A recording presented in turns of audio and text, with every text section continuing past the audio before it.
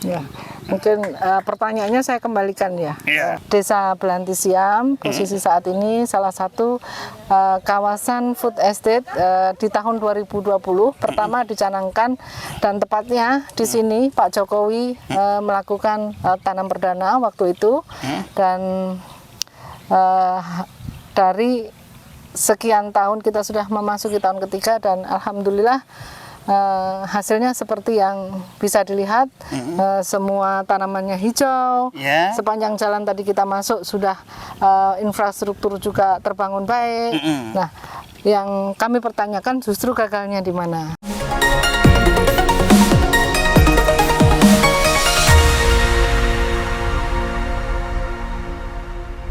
Dari kawasan Food Estate Pulang Pisau, Kalimantan Tengah, bincang-bincang tipis-tipis kembali menjumpai Anda bersama saya Herman Tale Daulay di channel Tale Trias Info. Di channel ini beragam isu terkini yang menjadi perhatian publik, dan narasumber yang kita hadirkan untuk membahas isu tersebut akan kita iris-iris menjadi tipis-tipis. Pada tayangan kali ini kita menghadirkan bintang tamu Ibu Sunarti, Kadis Tanaman Pangan, Hortikultura dan Peternakan Kalimantan Tengah. Terima kasih Bu Sunarti sudah bersedia hadir di bincang tipis-tipis. Tale Trias Info sengaja melakukan liputan tipis-tipis ke kawasan Food Estate ini karena, maaf Bu, sebagian publik di Nusantara ini atau di Indonesia memberikan cap Food Estate ini gagal, ya kan? Gimana Ibu memberikan penjelasan soal itu? Ya, mungkin pertanyaannya saya kembalikan ya. Sebelumnya kami menyapa, selamat siang. Kami dari Desa Belantisiam posisi saat ini salah satu kawasan food estate di tahun 2020 pertama dicanangkan, dan tepatnya di sini Pak Jokowi melakukan tanam perdana waktu itu, dan dari sekian tahun kita sudah memasuki tahun ketiga, dan alhamdulillah hasilnya seperti yang bisa dilihat. Semua tanamannya hijau, sepanjang jalan tadi kita masuk sudah infrastruktur juga terbangun baik. Nah, yang kami pertanyakan justru gagalnya di mana. Oke, berarti gagal, berarti saya masuk di produktivitas dulu ya. Di sini 1 hektar berapa ton Ibu? Untuk ini yang ditanam ini, yang kau inilah kita ambil realnya aja dulu. Ya, untuk di lokasi ini tergantung dari varietas. Jadi kalau untuk varietas hibrida Supadi itu sudah rata-rata 8 ton. Ini 8 ton 1 hektar di sini hibrida. Tanyakan petaninya langsung. Gimana Pak petani? Pak siapa namanya? Saya Selamat Priyadi, Pak, petani di kawasan Food Estate yang kebetulan juga pelaku petani gitu. Untuk hibrida memang itu bisa di atas 6 ton rata-rata. Itu kita katakan segitu, itu yang memang kita normal, padinya normal gitu nggih. Nah, untuk varietas lain dari hibrida yang inbrida itu tergantung dari varietas dan juga tergantung dari kondisi lahan. Karena walaupun kita satu hamparan, cuman kondisi lahan itu ada yang memang terkadang debit airnya terlalu dalam untuk di lahan sawah. Ada juga bervariasi ya, Bu Kadis ya. Hamparan itu tidak seragam semua. Tidak seragam semua gitu, Cuman kalau yang memang kawasannya itu lahan sawahnya itu air bisa kita atur secara teknik pertanian, itu kita bisa mencapai 5 ton bisa juga untuk yang inbrida. Paling rendah berapa ton? Kalau paling rendah itu memang pernah kita yang paling segagal-gagalnya dapat 2 ton itu pernah. Cuman karena itu kondisi lahan. 2 ton itu udah enggak ini. Tapi bukan menyeluruh, itu kondisi lahan gitu Cuma kadang yang disorot orang yang itu, yang sisi itunya, yang negatifnya disorot. Kalau yang sampai istilahnya maksimal, kita pernah juga kita sebut produk ya. Inpari 42 itu kita bisa pernah mendapatkan 7 ton itu pernah. 1 hektar, tapi bukan semuanya, support lahannya gitu, tergantung juga petaninya juga gitu, karena perawatan padi ini nggak semua rata, nggak semua sama gitu, tergantung dari pola pikir petaninya juga gitu. Ini Pak Kabid tanaman pangan Kabupaten Pulang Pisau, Pulpis ya. Coba Bapak jelaskan dulu sendiri kawasan sawah yang begitu luas ini Pak dulu, gimana? Terima kasih Pak. Selama ini apa yang telah kami bina setelah ada kegiatan food estate ini ada dampak positif Pak. Selain infrastruktur juga peningkatan produktivitas. Apa yang disampaikan oleh petani tadi yang memang betul. Namun setelah ada terlaksananya program food estate ini ada peningkatan Pak. Khusus untuk hibrida itu 6 sampai 8 ton. Tergantung dengan penanganannya. Nah, dalam hal ini kami sangat berterima kasih dengan program yang disampaikan oleh pemerintah pusat mendukung sentra pangan kami. Khususnya di Desa Belanti ini karena ini merupakan sentra pangan kami. Ada peningkatan yang sangat signifikan, Pak. Jadi karena ada program food estate baik itu infrastruktur dan lain sebagainya sehingga kami bisa mempertahankan produktivitas. Untuk hal ini kalau ada bahasanya yang food estate ini itu dan lain sebagainya, namun yang kami rasakan selama ini sangat luar biasa Pak. Sangat luar biasa, baik itu dari sisi produktivitasnya, kemudian akses jalannya, sehingga apa yang kami hasilkan di sini itu lebih mudah, baik itu dari sisi untuk pemasaran dan lain sebagainya. Jadi dampaknya bukan hanya untuk dari pertanaman maupun dari sisi sosialnya. Jadi dengan program food estate ini kami sangat bersyukur Pak, khususnya untuk Kabupaten Pulang Pisau. Mungkin itu Pak. Bu Sunarti coba cerita dulu tentang before dan after sebelum ada food estate ini, dan kan Ibu kan udah lama berkecimpung di sektor pertanian. Sebelum, before dan after, cerita dulu Kakak. Nah, tentunya tadi ya ini kan bukan proyek ya. Sebenarnya bukan proyek. Proyek yang dalam tahun anggaran terakhir itu selesai. Namanya ini adalah pengembangan, ini program budidaya. Namanya budidaya. Gagal panen itu sebenarnya hal yang lumrah. Tadi banyak disampaikan pengaruhnya banyak sekali, termasuk kandungan air, terus cara pengolahan, cara panen dan lain sebagainya. Dan yang paling ini iklim yang paling sangat mempengaruhi. Dan kebetulan di tahun 2021 kita itu sangat ekstrim iklim kita. Curah hujan yang cukup tinggi sehingga tanaman yang kita budidayakan ini terendam. Ya kan, ini juga sangat mempengaruhi terhadap produksinya ke depan. Di samping hama penyakit tentunya ya. Namun demikian itu kami menganggap bahwa budidaya ini terus berproses.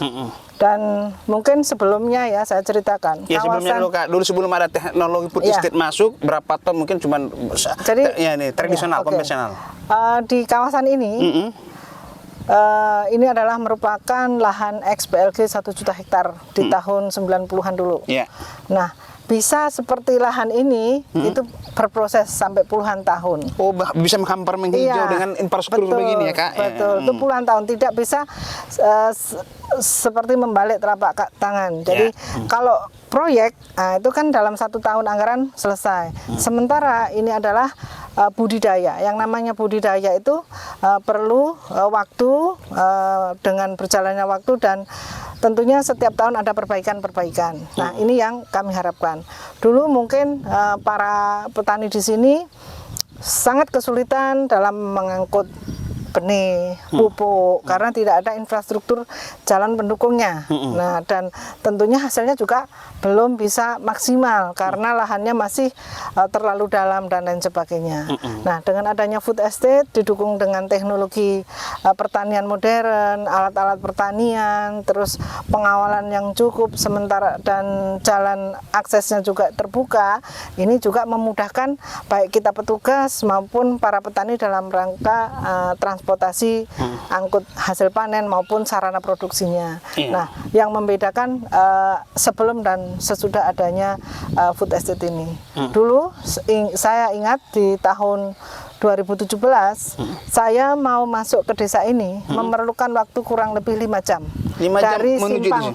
Dari simpang kota lah ya, ibu kota. Bukan, simpang Tahai yang tadi mau masuk ke berapa sini. kilo kira-kira ini ya? Per kiloannya nggak sampai 50, hanya 37 kilo. 37 kilo bisa 5 jam? Betul. Waduh. Karena luar biasa transportnya. Jadi mereka warga masyarakat sini menggunakan satu-satunya transport adalah melalui jalur air. Itu. Langganan panennya hasilnya berapa dulu Bu? Sebelum sekitar 1 ton 2 ton mungkin dulu masih konvensional? Kalau waktu awal-awal dulu berapa Pak? Jadi saya tanya nih. Iya berapa dulu Pak? Biar kita sebelum food estate masuk.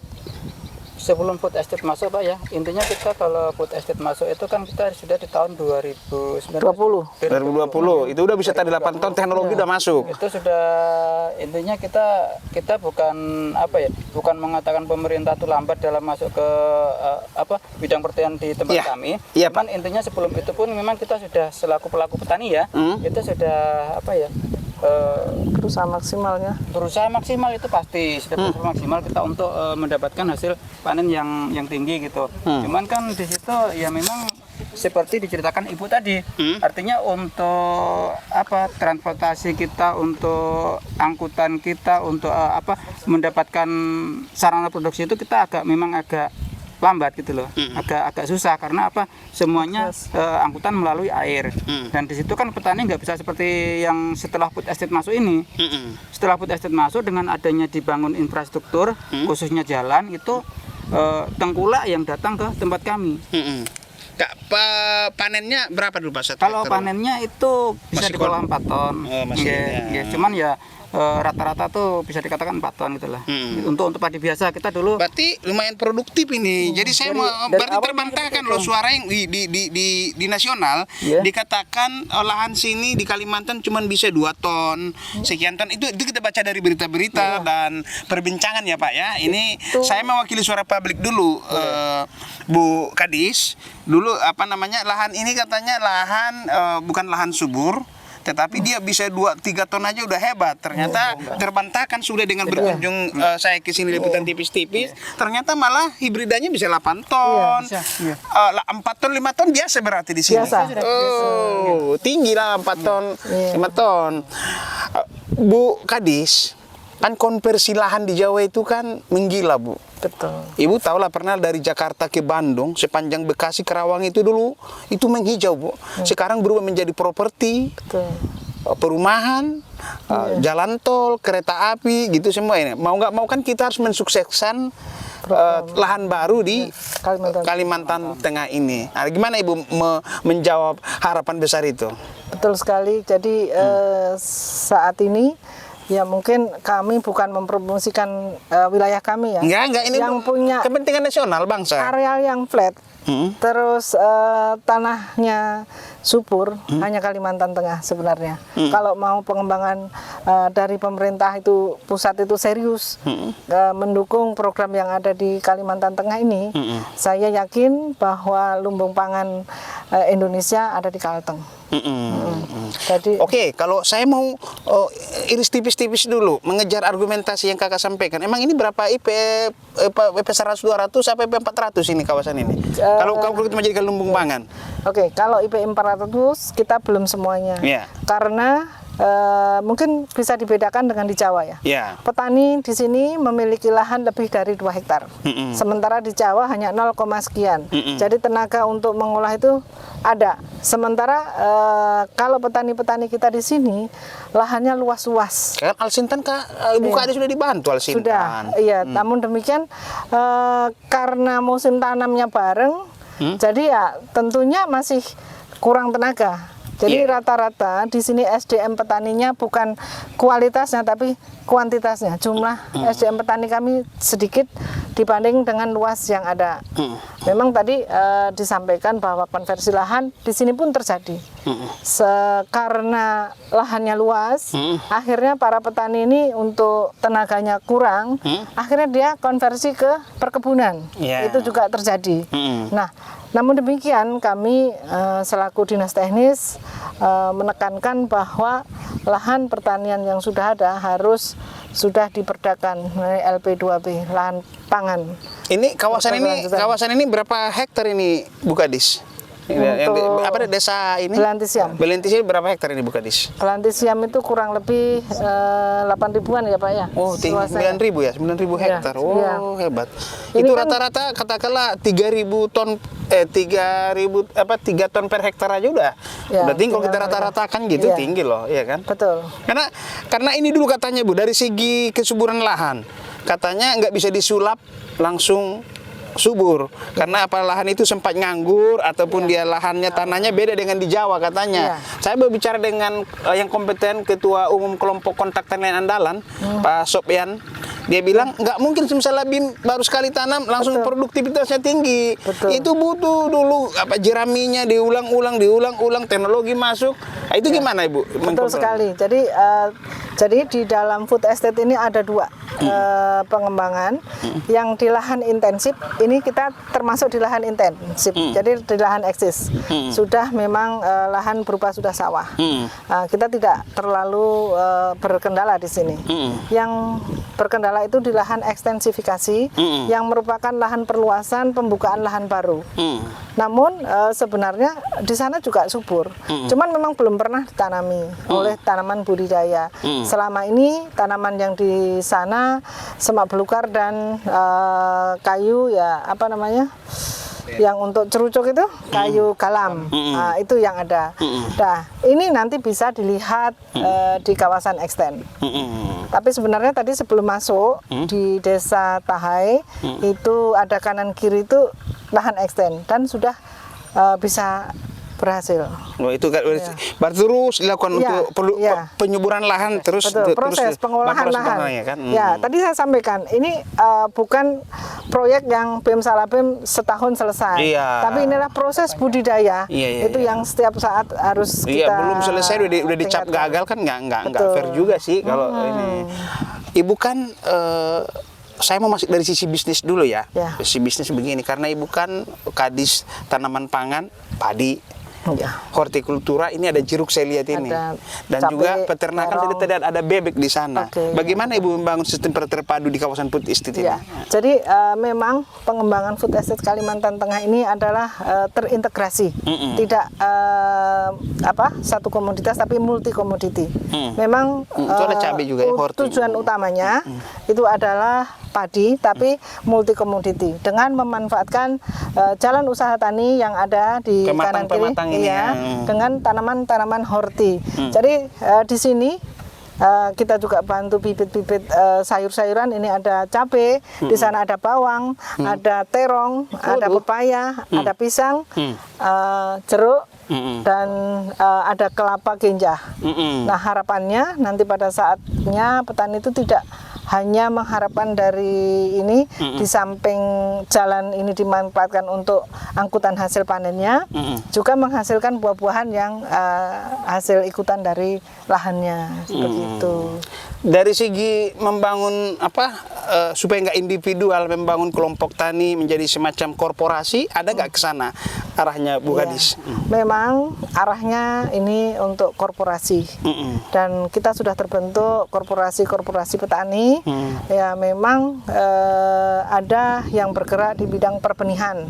Jadi untuk mensuplai benih padi untuk lahan ini kita ada korporasi perbenihan dan itu sudah jalan.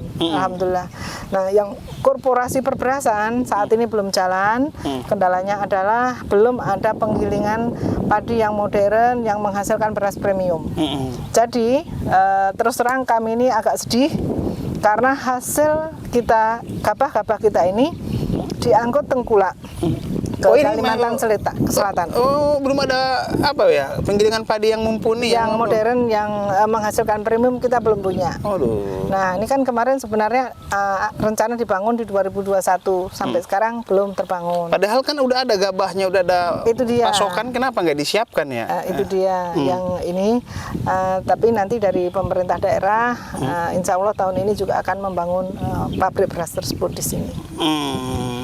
Ke depan Bu, iris tips-tips terakhir ke depan program di kawasan food estate Pulang Pisau gimana Bu Kadis? Kalau program FE di Pulang Pisau, saya yakin ini berhasil dengan baik. Karena saya melihat SDM petani Pulang Pisau sangat handal, didukung juga dukungan dari pemerintah daerah Pulang Pisau, provinsi, itu sama guyup untuk sama-sama membangun, memantau dan bergerak bersama untuk kesuksesan ini. Kan ada juga Bu, bad news is good news gitu ya. Yang disoroti ada katakanlah ada 10 hektar. Ada katakanlah 1 hektar yang ringkih padinya yang gagal, yang diambil sampel itu. Jadi yang 9 hektar ini nggak kelihatan. Itu pernah nggak kejadian seperti itu? Pernah sekali. Jadi ini justru terjadi di awal tahun ya. Di awal tahun adanya pengembangan food estate ini. Jadi semua beramai-ramai membuat demplot. Ya, sementara yang di lokasi awal diintensifikasi seluas 10.000 di Pulang Pisau ini, terus yang 20.000 di Kapuas, ini kan sudah di lahan yang eksis, lahan sudah jadi. Lah mereka membuat demplotnya di lahan-lahan yang belum pernah terbuka. Nah, ini ada beberapa kementerian yang membuat demplot itu. Akhirnya kan hasilnya sangat jomplang. Nah, inilah yang hasil yang bagus tertutupi hasil yang jelek. Ini yang terjadi. Itu di tahun 2020 terjadi, di tahun 2021 pun juga terjadi, di Kapuas itu juga hal yang sama. Jadi kalau di 2021 kemarin yang Kapuas itu gagal, itu sebenarnya sangat terpengaruh adanya iklim yang sangat ekstrim karena lahan itu terendam sepanjang musim. Nah, sebenarnya harapan petani yang ada itu infrastruktur pengairan yang diperlukan, irigasinya. Nah, mereka ini di tahun sampai untuk Pulang Pisau ya khususnya, dari awal program sampai sekarang itu irigasi tidak tersentuh. Itu pun hasilnya sudah seperti itu. Oh, jadi irigasi kita ini belum mumpuni nih Bu? Belum ada pemeliharaan, belum ada pengaturan pintu-pintu air. Jadi ini dibangun oleh petani masing-masing swadaya. Saya pikir ini bukan. Irigasinya belum itu ya, belum modern berarti nih. Nah, sementara di sini kan pasang surut nih. Ini sudah mau mulai pasang nih. Nah, air di sini memang asam sifatnya. Nah, itulah yang kita harapkan nanti dari kementerian lembaga itu sama-sama bekerja, duduk bareng untuk menyelesaikan persoalan ini. Jadi jangan disalahkan petaninya, karena petaninya itu sudah berupaya melawan alam, bagaimana cara memelihara padi ini bisa menghasilkan baik, tapi kalau nggak didukung dari yang lainnya kan kita juga nggak mungkin. Oh, ini coba ambil gambarnya. Ini masih konvensional ini ya, belum modern Ya, ini ini ya. asam sudah mulai masuk nih. Ya. Oh, ini yang kadang mengganggu kesuburan apa ini ya? Pertanaman ini. Karena pada dasarnya itu padi memang bukan tumbuhan air, cuman dia memerlukan air gitu. Cuma kadang-kadang kalau kita debit air terlalu tinggi, terlalu banyak, ya berpengaruh di produksi. Oke. Demikian liputan tipis-tipis dari desa apa Bu? Belantisiam, Kecamatan Pandeh Batu, Kabupaten Pulang Pisau, Kalimantan Tengah. Assalamualaikum warahmatullahi wabarakatuh. Waalaikumsalam.